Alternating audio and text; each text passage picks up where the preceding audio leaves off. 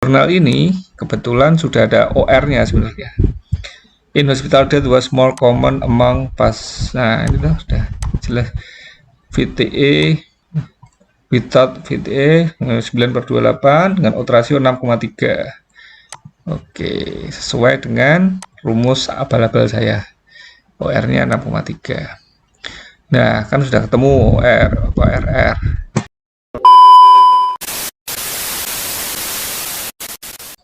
Halo, assalamualaikum warahmatullahi wabarakatuh. Selamat pagi. Semoga sehat selalu untuk teman-teman semua. Pagi ini mau posting lagi, sekali-kali bikin konten yang agak ilmiah dikit. Ini kan ceritanya nyicil-nyicil tesis sambil mengerjakan ilmiah. Nah, kebetulan kemarin harus mencari beberapa sumber untuk menentukan jumlah sampel penelitian. Nah, karena harus membuka-buka beberapa jurnal satu persatu, cek satu persatu, kemudian memasukkan angka-angka. Nah, itu agak ribet kalau tiap jurnal harus direview, terus dicek satu-satu, kemudian dihitung RR-nya atau odds rasionya, terus dihitung lagi besar sampelnya dari proporsi di tabel 2x2-nya. Nah, itu agak ribet. Nah, ini saya mencoba membuat rumus di Excel. Nah, ini mungkin kalau teman-teman bermanfaat ya alhamdulillah, kalau enggak juga enggak apa-apa. Ini sebenarnya untuk nyimpen saja sih, nyimpen. Saya posting video untuk nyimpen kalau nanti suatu saat diperlukan. Nah, ini di sini ada rumus sampel size komparatif kategorikal. Jadi misalkan kayak gini, jurnal kayak gini. Jurnal ini kebetulan jurnal COVID yang dulu. Nah, tahun 2019 COVID thromboelastography, parameter and platelet count and admission to the ICU and the development venous thromboembolism in patient with coronavirus disease. Ini desainnya prospektif, cohort tahun 2019. Kemudian, nah ceritanya kan harus mencari RROR, kemudian besar sampel. Nah, harus membuat tabel 2x2. Nah, ini saya sudah mencoba mereview salah satu. Kemudian saya masukkan kayak gini, nanti masuk tabel. Gimana sih cara mencari sampel penelitian kita itu berapa pasien yang diperlukan, yaitu menggunakan rumus ini.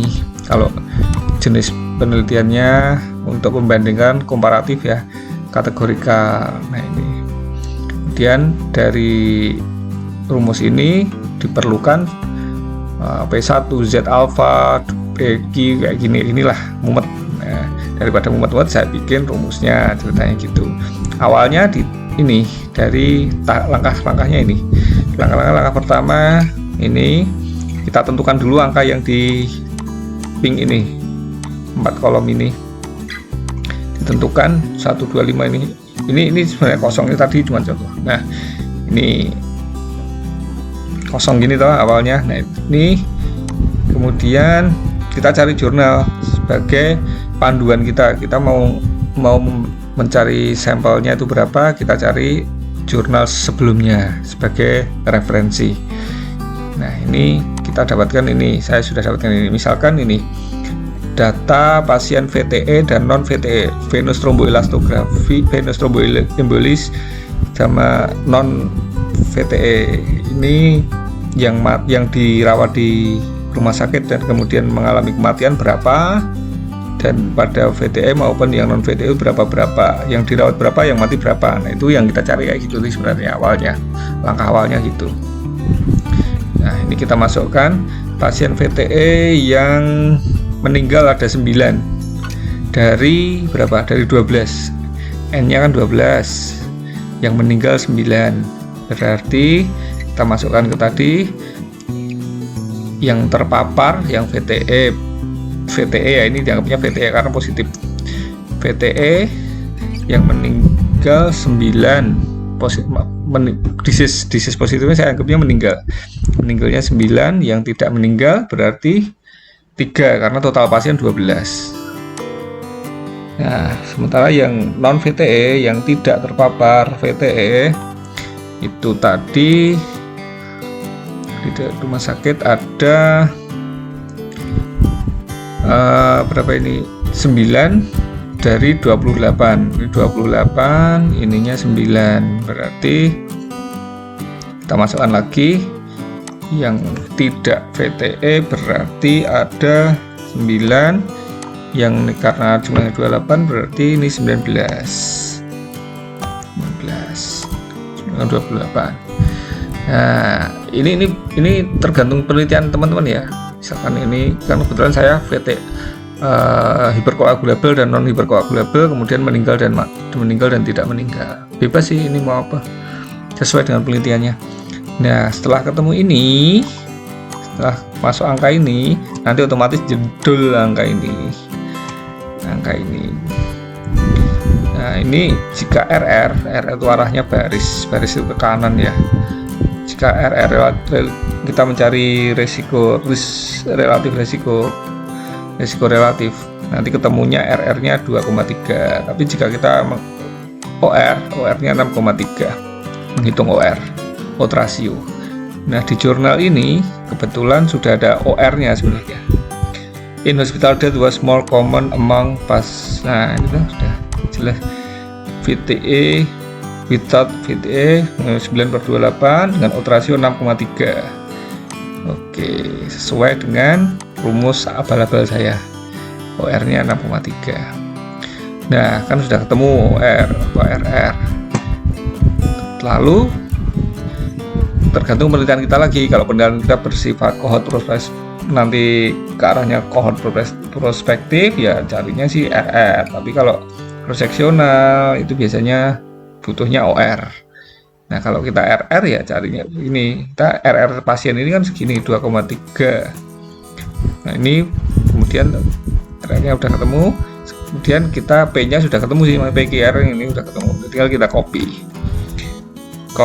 copy, bisa Ctrl C, kemudian pastekan di sini, Ctrl V, paste spesial, value-nya saja ya. Kalau di paste itu nanti semua ikut value-nya saja.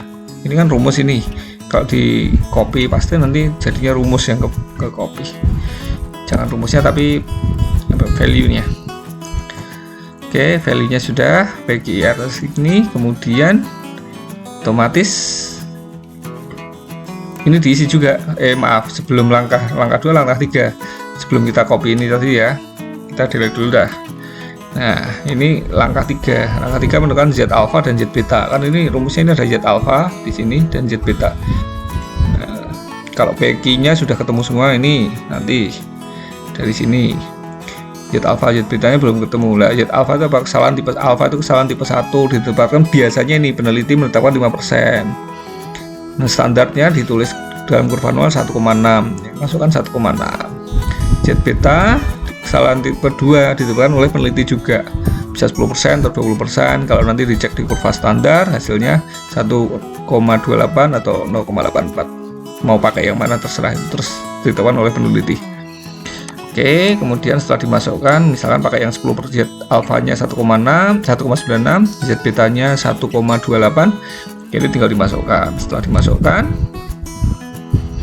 oke, terus ini tadi langkah keempat memasukkan di sini PQR. Nah, ini copy saja, Ctrl C, kemudian Ctrl value, pastikan value ya, jangan selnya. Nah, ketemu 21 pasien. Ini kalau Z betanya pakai yang 10. Coba kalau kita ganti Z betanya 0,84 pakai yang 20%. Ini semakin turun harusnya. Nah, 12 pasien. 13 lah, 12, sekian pasien. 13 pasien. N1 N2-nya. Jadi kita membutuhkan 13 pasien pada penelitian kita.